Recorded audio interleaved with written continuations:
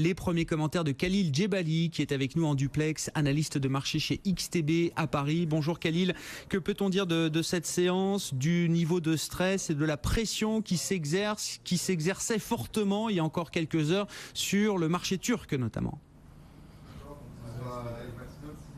Bonjour Grégoire, alors effectivement on peut s'inquiéter de cette crise turque et surtout de la probable contagion à d'autres pays émergents qui sont dans le même cas de la Turquie, c'est-à-dire des pays qui sont lourdement endettés en dollars et ayant de faibles revenus en dollars, ce qui revient in fine en langage de trader à shorter à découvert le dollar. Maintenant, on constate sur les indices qu'on a quand même des places européennes qui regagnent du terrain, qui regagnent progressivement du terrain, à l'image du CAC 40 et du Nasdaq aussi d'ailleurs qui évolue, et d'ailleurs le Dow Jones aussi évolue en territoire positif depuis quelques minutes.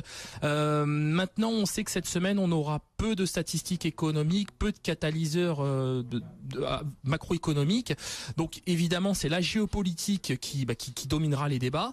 Et en l'occurrence, en cas de nouvelle dégradation de relations entre la Turquie et les États-Unis, ou même entre la Russie et les États-Unis, on pourrait s'attendre à une nouvelle correction des marchés. Mais en tout cas, pour l'heure, on est plus ou moins rassuré par le fait que les indices ont touché des plus bas, des seuils psychologiques. Je pense notamment au seuil des 5380 sur le CAC 40, le niveau des 12 300 points sur le DAX 30. Donc on se dit que pourquoi pas un rebond technique. Typiquement, le niveau des 5420 sur le CAC 40 nous semble tout à fait probable. Le niveau des 12 400 points est tout à fait probable sur le DAX 30. Même son de cloche pour l'euro-dollar après avoir cassé le seuil des 1,14.